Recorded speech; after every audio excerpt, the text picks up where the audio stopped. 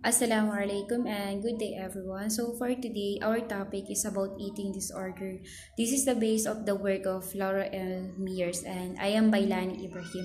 So basically, pag sinabi nating eating disorder, hindi lang siya tungkol sa pagkain. Mas malalim pa siya because it involves yung mental health, yung emotion, and how a person see themselves.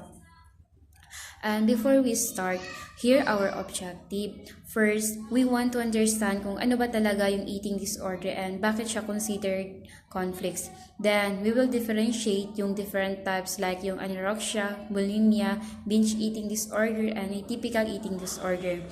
Then, we will also identify yung mga signs and symptoms kasi importante ito para mag-recognize natin in real life.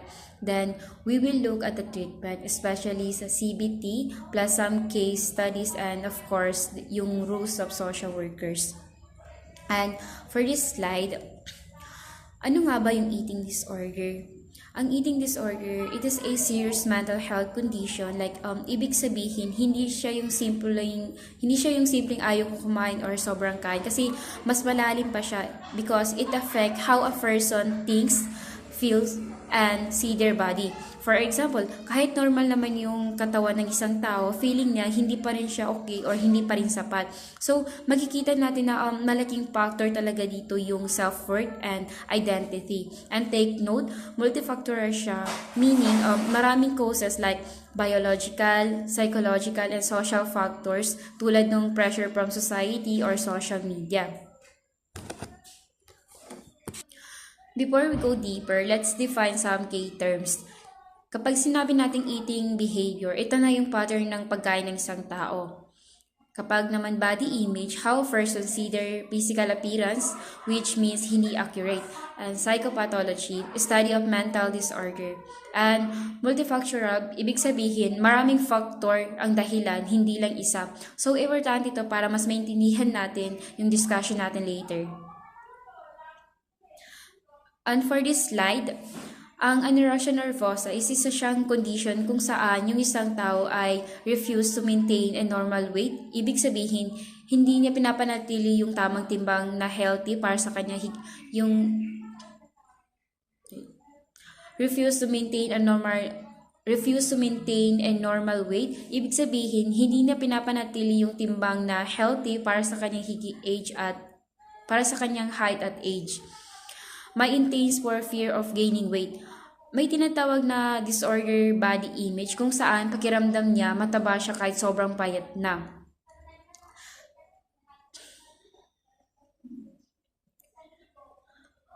And may dalawang types of anorexia. And for their subtypes, may dalawang types of anorexia. Restricting type. Dito, nagpapayat yung tao through reduced food intake, yung fasting, yung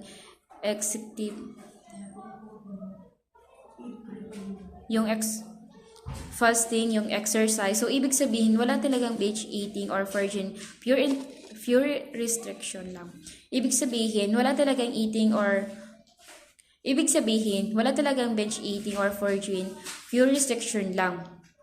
Pangalawa, binge eating or virgin type. Dito naman, may episodes ng eating disorder or yung pagkain ng sobrang dami in short time na parang walang control. Dito naman, may episode ng binge eating or pagkain ng sobrang dami in a short time na parang walang control. Then, sinundan din naman ito ng virgin or yung virgin ba? Tumba.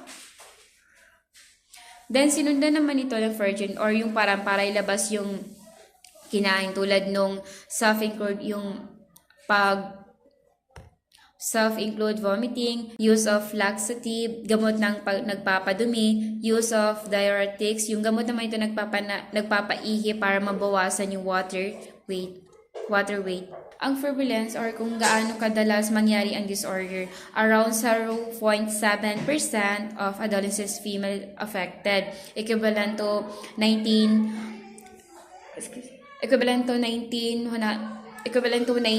per 1,000 females, 2 per 1,000 males. So, common siya sa girls kaya sa boys. Prognosis. Ang prognosis naman or effective outcome ng disorder, common onset is during mid-teens, around 10 to 20% may become chronic, meaning pangmatagalan or mahirap gamutin, and the mortality rate or yung bilang ng namamatay is 12 times higher than average. So possible causes nito is include na dito yung starvation, yung sobrang kakulangan ng starvation, sobrang kakulangan sa pagkain, yung suicide, yes, imbalance, lalo na sa low potassium na nakakapekto sa heart. And for the next slide, warning sign and symptoms. Behavioral, yung rapid or yung extreme weight loss, several food restriction, conflicts exercise, psychological, depression, matinding lungkot, yung anxiety, yung sobrang depression, yung matinding lungkot, anxiety, sobrang pag-aalala, yung obsessive thoughts. Ito na siya yung paulit-ulit na thoughts about food or yung body, social withdrawal. Ito na yung pag-iwas sa ibang tao.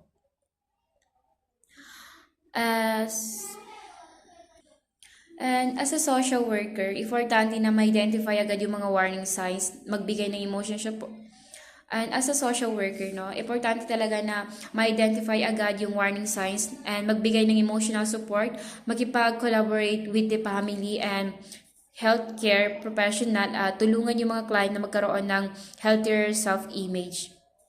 And for the next slide, treatment, cognitive behavioral therapy or yung CBT. Ito na yung pagdating naman sa treatment. Isa sa pinaka-common is yung cognitive behavioral therapy. Kasi ang CBT ay isang type na therapy na tumutulong baguhin yung negative thoughts kasi ang CBT is isang type of therapy na kung saan pwedeng tumulong ito na baguhin yung negative thoughts at behavior ng isang tao. And may apat itong key components. Yung motivational to seek help, tinutulungan yung client na ma-realize na kailangan niya talaga ng tulong. Weight restoration, unti-unti nagpapabalik sa healthy weight. Weight restoration, unti-unting nagpapabalik sa healthy weight. Family-based therapy, involvement ng pamilya, lalo na effective ito for adolescents. And correcting disorder thinking. Ito na siya yung pagbabago ng maling paniniwala tungkol sa body image at pagkain. And additional consideration. Sa ibang severe case, may tinatawag na compulsory treatment. May tinatawag na compulsory treatment kung saan pinipilit yung treatment for the safety of the patient, lalo na kung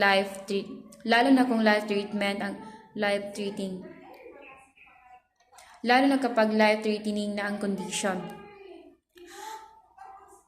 So, para mas maintindihan natin, tignan natin yung case ni Alice, isang 19 years old college student. Mababa yung kanyang weight, more than 15% below normal. Wala siyang menstruation for 2 years. Yes, nagkakaranas siya ng painting or yung dialysis. Kahit dangerous na siya, naniniwala pa rin siya na hindi siya sapat na payat. Na-diagnose siya with anorexia nervosa and sumailalim siya sa CBT at nutritional therapy niya. Nag-improve yung weight niya, pero later on, na-diagnose pa rin siya with atypical eating disorder. And nagkaroon pa siya ng na-diagnose siya with anorexia nervosa. Sumailalim siya sa CBT at nutrition therapy na nag-improve na kanyang weight. Pero later on, na-diagnose pa rin siya with a typical eating disorder and nagkaroon pa rin siya ng benching at vomiting. Important insight, mahalaga na tandaan na recovery is not linear. Ibig sabihin, hindi straight yung paggaling. May ups and down. Kahit nag-improve na yung symptoms, pwedeng may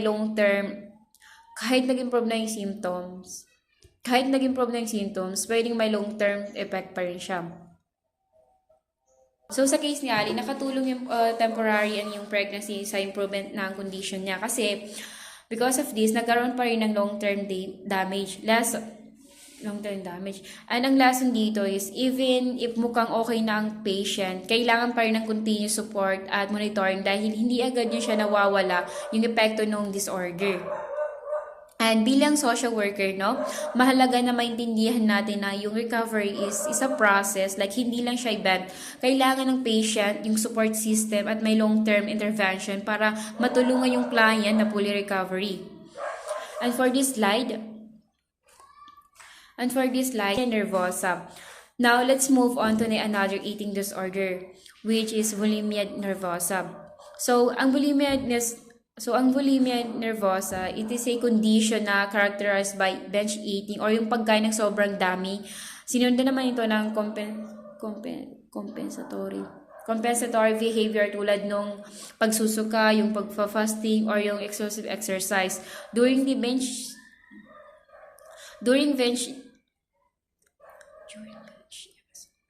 binge episode, may healing at loss of control, meaning parang hindi na kayang pigilin yung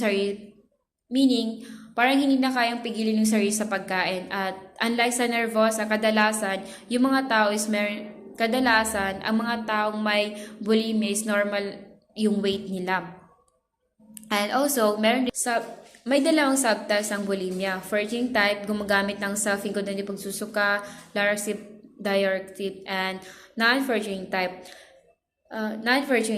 Hindi nagsusuka pero gumagamit ng fasting, yung excessive exercise, and type of bench.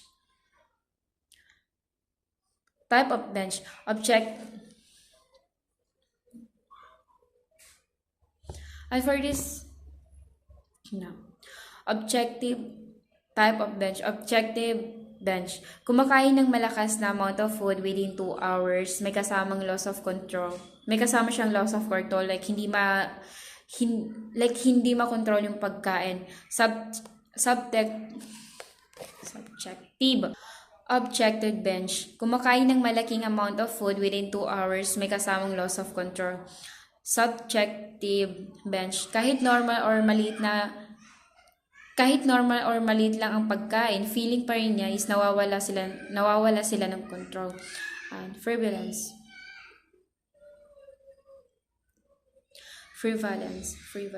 Prevalence affecting around 1 to 2% of female age of 16 to 35. Mas common naman ito siya sa white women at mas prevalent sa Western societies. Prognosis, mas late yung onset compared sa anorexia kasi kadalasan nagsisimula sa eating behavior around 30 to 50%, may still have serious eating disorder after 5 to 10 years. And yung warning sign and symptoms naman ito is yung behavioral and psychological, fluctuating eating patterns, binge eating and foraging, depression and anxiety, self-harm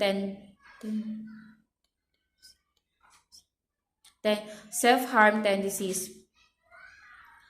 Physical sign,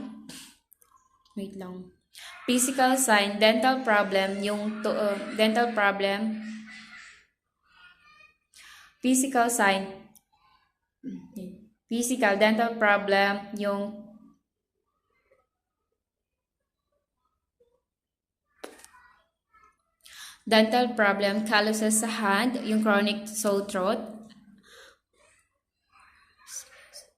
hoarseness. Treatment, CBT. Ang main treatment ay cognitive behavioral therapy, especially manual-based CBT. May 3 phases. Una, establishing regular eating pattern, inaayos yung regular meals, cognitive restoration. Cognitive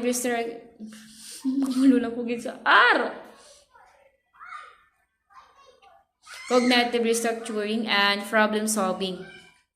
Binabago nito yung negative thoughts at behavioral relapse prevention para maiwasan yung pagbabalik ng symptoms. Alternative approach, group CBT, self-help CBT. And for this slide, ito na yung case example kay Sarah. Tignan natin yung case ni Sarah. Nagsimula siya sa age of 18, nagkaroon ng body dissatisfaction. Nagkaroon ng body dissatisfaction after weight gain. Nagsimula siya magsuka after meals. Umabot ng 5 times per day ang beach and verge. Eventually, naging way niya ito para ma-feel niya na may control siya. And ang outcomes, nagsuffer siya for 11 years. Nag-diagnose siya with bulimia nervosa and sumalalam to siya sa 20 weeks of CBT. And ang result niya is tumigil yung benching at Ferguin, nagkaroon siya ng healthy weight, na-improve yung kanyang mental health. And recovery is possible even a long-term disorder. Like, kahit matagal na yung condition, may pag-asa pa rin basta may tamang intervention at support. Kahit matagal na yung condition, is may pag-asa pa rin basta may tamang intervention at support. And bilang isang social worker, mahalaga na hindi tayo mawala ng pag-asa sa client natin. And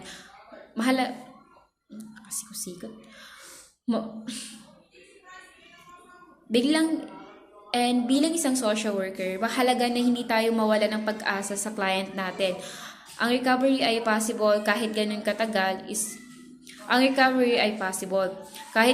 pa katagal ang pinagdadaanan nila. And for this slide, binge eating disorder. Next naman, let's talk about the binge eating disorder or yung BED. Ang binge eating disorder, it is characterized by binge eating without Ferguin, may loss of control habang kumakain at may kasamang emotional disaster after nung kadalasan. Ito siya is yung link of weight, pain, or kadalasan ito yung link sa weight gain or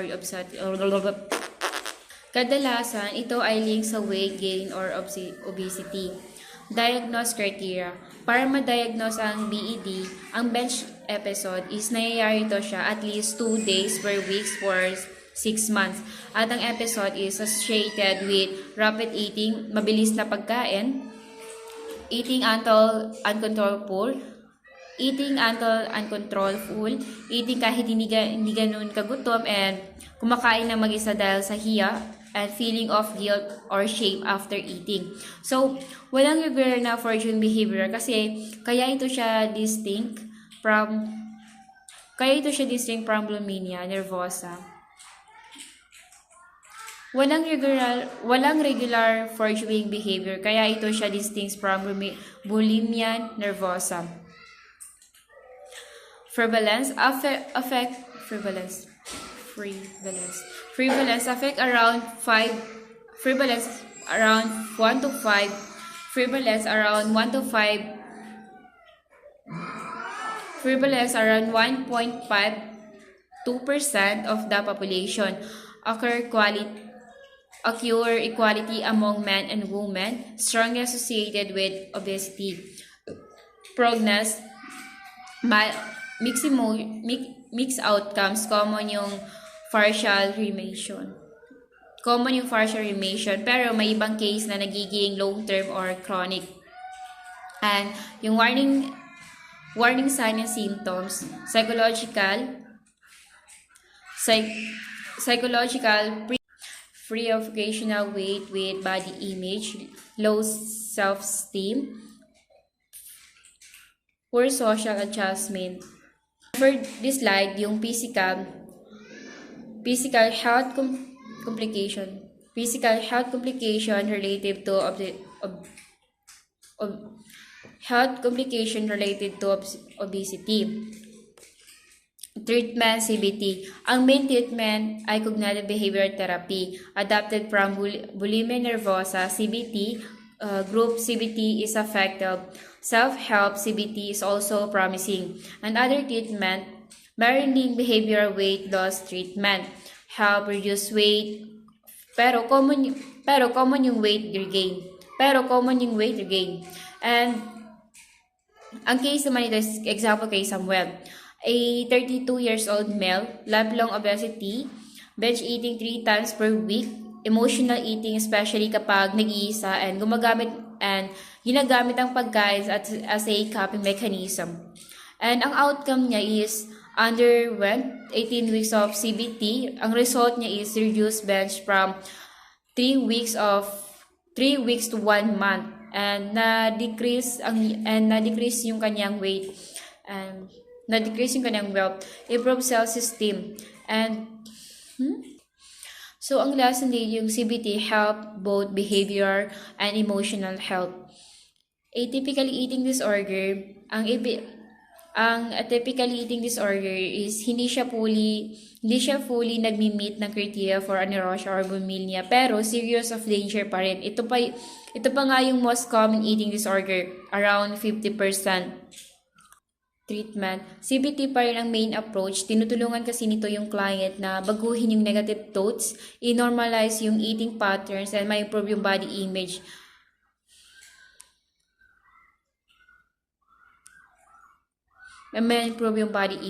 And ang pinaka-effective yung CBT for BN and BED. Improve body image. And yung rules ng social worker dito, as a social worker, mahalaga yung role natin dito kasi para ma-identify natin yung mga warning sign early, ma-provide yung emotional support, ma-refer natin sila sa specialist, yung mga psychological or yung mga doctors, and ma-educate natin yung mga client and also their family. And so, to conclude, eating disorder are not just about yung food or yung timbang natin. Mas deeper siya kasi it involved na dito yung how a person see down themselves and how they cope up with their emotion. So, based dun sa mga case study na nakita natin, no, makikita natin na may iba't-iba talaga yung pinagdadaanan ng individual. Pero, common factor is yung struggle nila internally, hindi physically. And at the same time, nagpapakita rin na yung recovery is possible pero hindi ganun kadali at hindi rin straight process. Kailangan talaga ng proper treatment, yung support system at yung understanding from other people. And as a social worker, importante na maging sensitive tayo sa ganitong case at marunong tayong mag-recognize ng early sign.